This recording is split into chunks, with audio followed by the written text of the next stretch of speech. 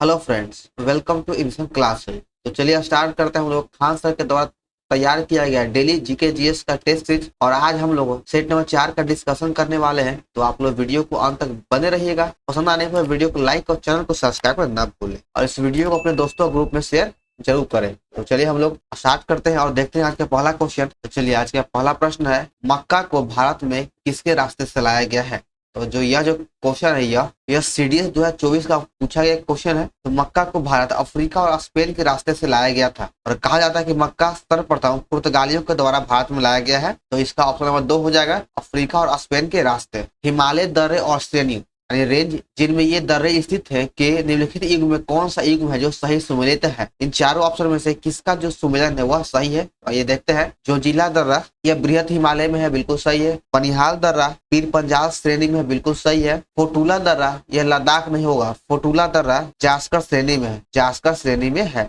और खारदुंगला दर्रा या काराकोरम नहीं होगा, खारदुंगला दर्रा लद्दाख में है, लद्दाख में स्थित है। तो इसमें से आपका जो सही हो जाएगा वो सिर्फ 1 और 2 है, बाकी 3 4 गलत है। चलिए आगे देखते हैं। भारत की कपास वाली काली मिट्टी ब्लैक कॉटन सॉइल के संदर्भ निम्नलिखित में कौन सा कथन है जो सही है। यानी काली मिट्टी के संदर्भ में, कपासी काली मिट्टी के संदर्भ में कौन सा कथन सही है। तो कपासी काली मिट्टी को यहाँ रेगुन होगा, रेगुन मिट्टी भी कहा जाता है, तो बिल्कुल सही है, यह कथन आपका सही है। और इसमें गलत कथन को चुनना है। यह उच्च नमी धारण करता है, तो बिल्कुल सही है। काली कपासी मिट्टी में धारण क्षमता सबसे अधिक होता है और इसमें चूने की प्रतिशत मात्रा जो है, चूने का मात्रा अधिक होता है। तो आपका 3 को सही है, बाकी आपका चौथा जो है यह गलत है। सिंधु नदी तंत्र की नदियों के निम्नलिखित तथ्यों पर विचार कीजिए। विचार यहाँ पर नहीं होगा। सतलज नदी का उद्गम तिब्बत में है और यहाँ से इसे यहाँ पर यानी तिब्बत में इसे लांगचेन खबाब के नाम से जाना जाता है, तो बिल्कुल सही है। सतलज नदी का उद्गम तिब्बत में होता है और जिसे लद्दाख में इसे तिब्बत में इसे लांगचेन खबाब के नाम से जाना जाता है। सतलज नदी पूर्ववर्ती नदी का एक उत्कृष्ट उदाहरण है, तो बिल्कुल सही है। और झेलम सिंधु नदी तंत्र का सबसे बड़ा सहायक नदी, तो बिल्कुल गलत है। सिंधु नदी का सबसे बड़ा सहायक नदी चिनाब है, चिनाब है। तो इसमें से 1 2 सही हो जाएगा, बाकी 3 आपका गलत है। अगला प्रश्न है 5 नंबर, निम्नलिखित में कौन सा आग्नेय और कायांत्रिय शैल दोनों का उदाहरण है। आग्नेय और कायांत्रिय दोनों का उदाहरण हो जाएगा ग्रेनाइट, ग्रेनाइट इन दोनों का उदाहरण है। चलिए आगे देखते हैं 6 नंबर, कोरियोलिस प्रभाव सबसे अधिक कहाँ होता है। तो चलिए आप लोग कमेंट में इसका जरूर जवाब दीजिए। कोरियोलिस प्रभाव सबसे अधिक कहाँ होता है, तो यह ध्रुव पे होता है, ध्रुव पे होता है। तो 3 नंबर हो जाएगा उत्तरी ध्रुव पे। भारत के निम्नलिखित में किस राज्य में सूर्य की किरणें लंबवत नहीं पड़ती हैं। लंबवत होगा तो लंबवत नहीं होती है, तो सूर्य की किरणें बिहार और मणिपुर में लंबवत नहीं होता, लंबा नहीं लंबवत नहीं पड़ता है। तो 7 का सही आंसर हो जाएगा, 7 का सही आंसर हो जाएगा ऑप्शन नंबर बी 1 और 3। तो 7 नंबर के दोस्तों एक बार आप लोग जरूर देख लीजिएगा। इसमें क्वेश्चन में थोड़ा सा डाउट है कि क्वेश्चन क्या कहा गया, क्लियर नहीं हो रहा है। तो अगर आप लोगों को अगर इसे कुछ आंसर कुछ और लगता है तो कमेंट जरूर कीजिएगा, ठीक है। आगे देखिए 8 नंबर में है, निम्नलिखित में से भारत में पूर्व की ओर बहने वाली नदी कौन सी है। तो भारत में पूर्व की ओर बहने वाली नदी हो जाएगी पेन्नार और एक पलार। पलार जो है कर्नाटक में बहता है और पेन्नार भी कर्नाटक से होते हुए आंध्र प्रदेश में बहता है। तो इसमें से सही आंसर हो जाएगा ऑप्शन बी 1 और 3। अगर आपको पलार नहीं भी पता हो तो भी आप आंसर इसका जवाब दे सकते हैं। कैसे, तो पेन्नार जो है पूर्व की ओर प्रवाहित होता है, तो ऑप्शन 3 तो होगा, तो 3 कहीं और नहीं है, बस बी में ही है, इसलिए 2 नंबर सही हो जाएगा। निम्नलिखित में किस पाकिस्तानी नागरिक को भारत सरकार के द्वारा भारत रत्न से सम्मानित किया गया है। तो मात्र एक पाकिस्तानी व्यक्ति हो जाएगा, खान अब्दुल गफ्फार खां को भारत रत्न से सम्मानित किया गया है। तो 3 नंबर बिल्कुल सही आंसर है। चलिए आगे बढ़ते हैं, देखते हैं 10वां नंबर। और ये देखिए बहुत इंपॉर्टेंट क्वेश्चन है, ब्रिटिश संसद के सदस्य के रूप में चुने जाने वाले प्रथम भारतीय कौन है। ब्रिटिश संसद में सदस्य के रूप में चुने जाने वाले प्रथम भारतीय का नाम है दादा भाई नौरोजी। दादा भाई नौरोजी जो है जो ब्रिटिश संसद में सदस्य के रूप में चुने जाने वाले पहले भारतीय हैं। और यह लिबरल पार्टी के द्वारा, लिबरल पार्टी से फ्रिंसवरी से चुनाव जीते थे, लिबरल पार्टी से फ्रिंसवरी नामक स्थान से चुनाव जीते थे। चलिए 11 नंबर क्वेश्चन देखते हैं। इसमें कहा गया किसका मिलान है जो सुमेलित नहीं है, तो नहीं को चुनना है। अकबर का मकबरा कहाँ है, तो अकबर का मकबरा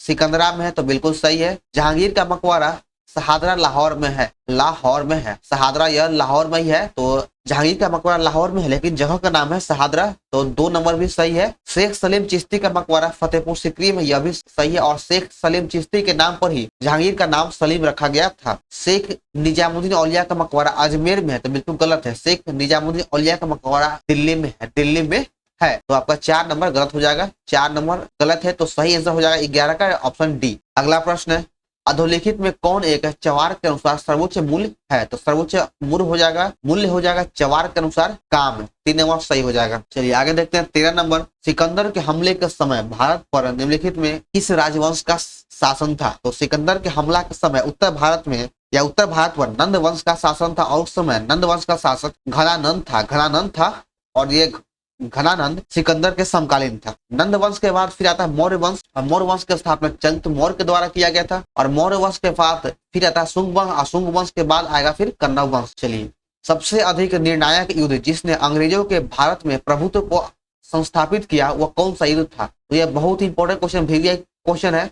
इसने पूछा गया कि सबसे निर्णायक युद्ध, यहाँ पे देखिए, यहीं पे आपको ध्यान देना है कि सबसे निर्णायक युद्ध कौन सा है जिससे अंग्रेजों के भारत में प्रभुत्व को संस्थापित किया है? तो वह युद्ध का नाम है बक्सर का युद्ध, और बक्सर का युद्ध जो हुआ था 22 अक्टूबर 1764 ईस्वी को हुआ था। और बक्सर के युद्ध का नेतृत्व हेक्टर मुनरो के द्वारा किया गया था, और इस समय बंगाल का गवर्नर वेंसी टाड था। तो वेंसी टाड यहाँ का बंगाल का गवर्नर था, और इसका कार्यकाल 1760 से लेकर 1764 ईस्वी तक था। और बक्सर के युद्ध के बाद फिर आपका इलाहाबाद की संधि होता है, जो 2 इलाहाबाद की संधि हुआ है, और ये इलाहाबाद संधि करवाने के लिए ही रॉबर्ट क्लाइव फिर से लंदन से भारत वापस आता है। प्लासी का युद्ध था, तो प्लासी का युद्ध 23 जून 1757 ईस्वी को हुआ था, और इसी युद्ध से, प्लासी के युद्ध से ही भारत में ब्रिटिश का प्रभुत्व स्थापित हो गया था। लेकिन सबसे अधिक जो निर्णायक युद्ध रहा वो था बक्सर का युद्ध। पांडीवास का युद्ध 1760 में हुआ, पानीपत का तीसरा युद्ध 1761 में हुआ था, और अहमद शाह अब्दाली और मराठा के बीच में हुआ था, जिससे मराठों की बुरी तरह से हार हुई। तो आगे देखिए 15 नंबर, निम्नलिखित में किन निकायों द्वारा राज्य के नीति निर्देशक तत्व का पालन किया जाता है? तो इसका पालन राज्य की कार्यपालिका,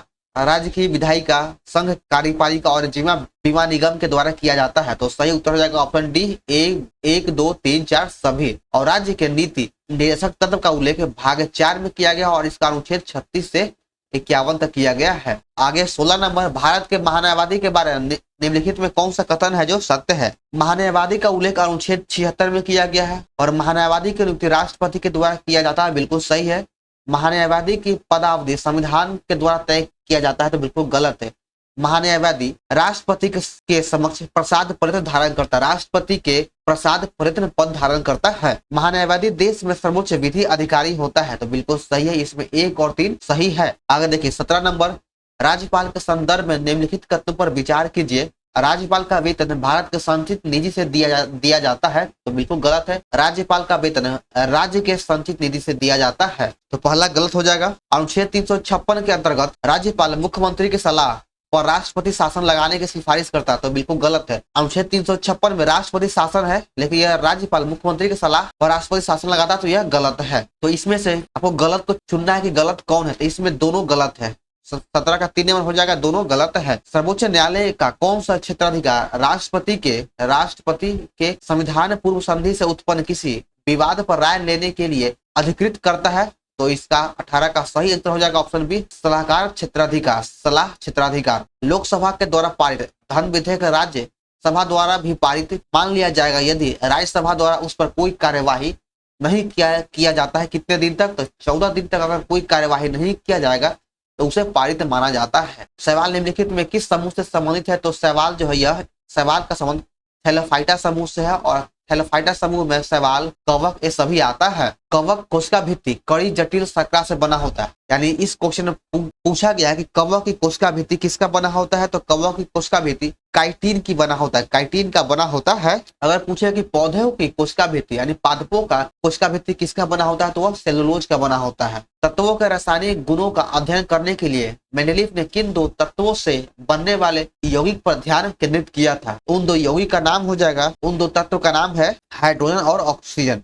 3 नंबर सही हो जाएगा। आगे देखिए 23 नंबर में कहा गया कि किसने उत्प्रेरक के रूप में प्लेटिनियम का पहला अवलोकन किया था? तो प्लेटिनियम का पहला अवलोकन डोबेरिन के द्वारा किया गया है, तो 3 नंबर इसका सही आंसर हो जाएगा। अगला प्रश्न है 24 नंबर, स्वाइन फ्लू इनमें से किस वजह से फैलता है? तो स्वाइन फ्लू विषाणु के कारण फैलता है, और यह विषाणु का नाम हो जाएगा H1N1। अगला प्रश्न 25 नंबर क्षय रोग किसके कारण होता है? तो क्षय रोग जो है यह जीवाणु से, क्षय रोग जीवाणु से होने वाला बीमारी है। चलिए आगे बढ़ते हैं, देखते हैं 26 नंबर में कहा गया है दोस्तों, इसमें यदि दो वस्तुओं के द्रव्यमान को 3 गुना कर दिया जाए तो दोनों वस्तुओं के बीच का बल क्या होगा? तो देखिए बीच के बल F बराबर होता है G into M1 into M2 बटा R²। इसका दोनों के बीच का बल हो जाएगा 9 गुना हो जाएगा। जब द्रव्यमान को 3 गुना कर दिया जाएगा तो बल 9 गुना हो जाएगा। पानी में भरे बर्तन में उबाल लाने हेतु उष्मा हस्तांतरण की कौन सा प्रमुख विधि का इस्तेमाल किया जाता है? तो जो उबाल आता है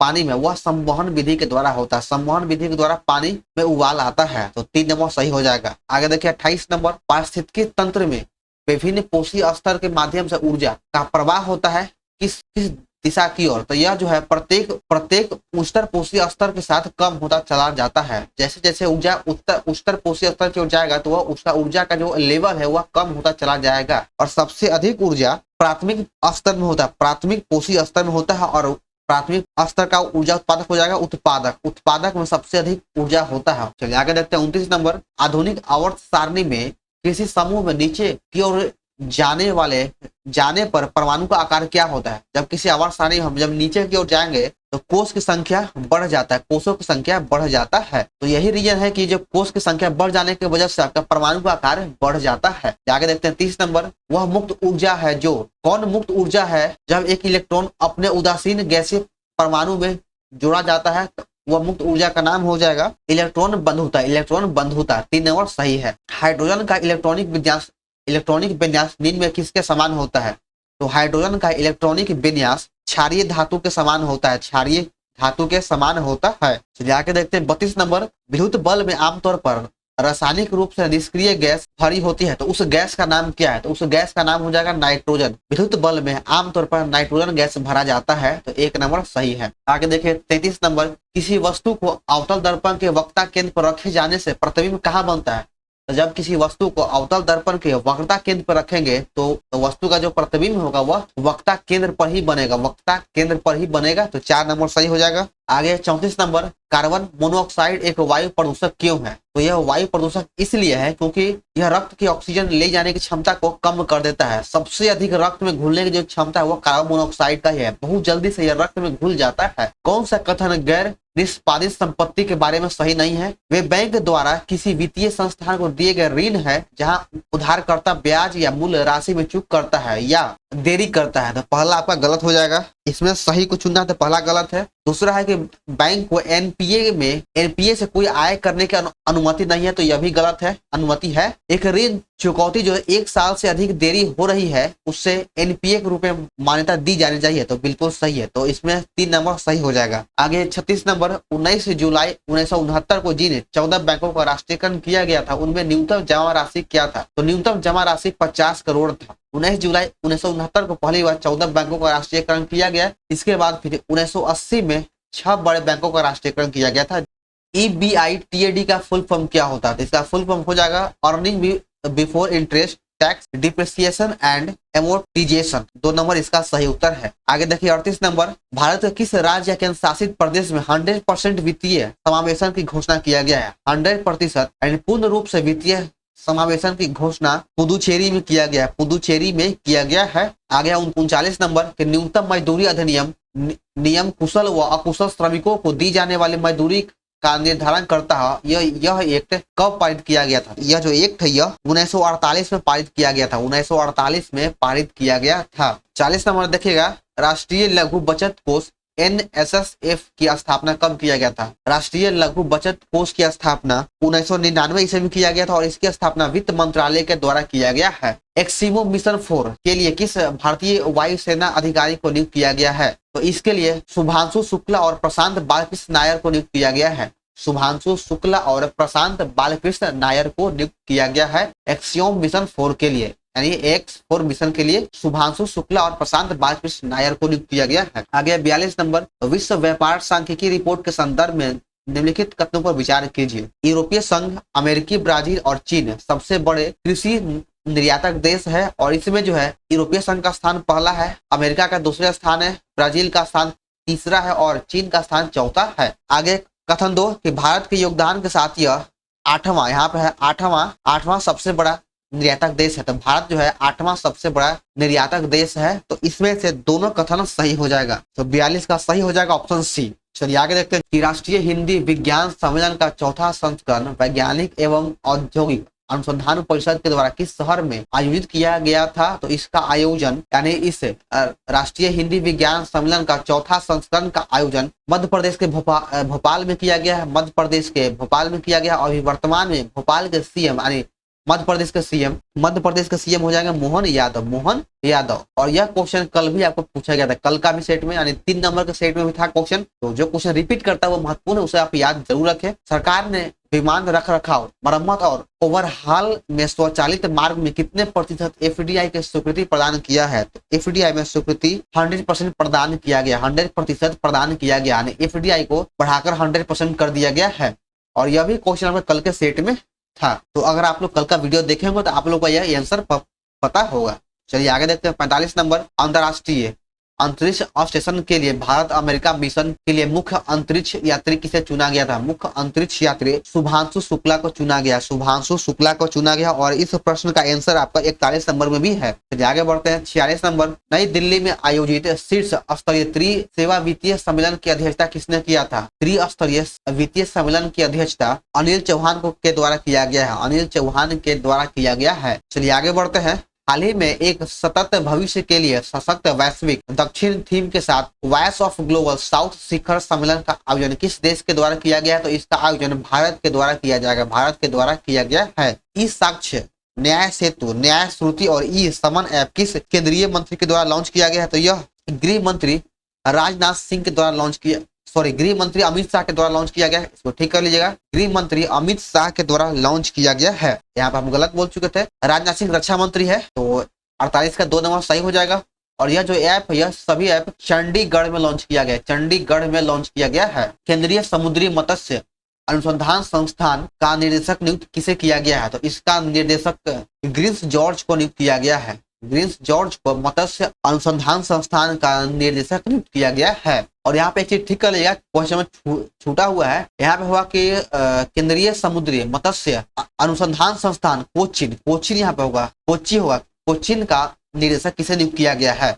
चलिए आगे देखिए इस सेट का अंतिम प्रश्न 50 नंबर। 10वें राष्ट्रीय हैंडलूम दिवस के अवसर पर विरासत प्रदर्शनी का आयोजन कहाँ किया गया है। इस प्रदर्शनी का आयोजन नई दिल्ली में किया गया। और राष्ट्रीय हैंडलूम की स्थापना प्रधानमंत्री नरेंद्र मोदी के द्वारा किया गया था। तो चलिए इसका 50 का 2 नंबर सही हो जाएगा। तो चलिए यहाँ पर हमारा सेट नंबर 4 समाप्त होता है। तो आप लोग को वीडियो कैसा लगा कमेंट जरूर करें। पसंद आने में वीडियो को लाइक और चैनल को सब्सक्राइब करना ना भूलें। और इस वीडियो को अपने दोस्तों ग्रुप में शेयर जरूर करें। तो चलिए मिलते हैं फिर हम लोग नेक्स्ट वीडियो में। जय हिंद।